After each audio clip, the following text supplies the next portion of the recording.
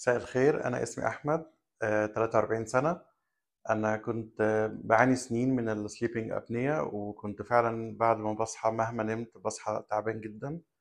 وعملت تخطيط نوم وأثبت فعلا إن أنا عندي الحالة دي كانت above average.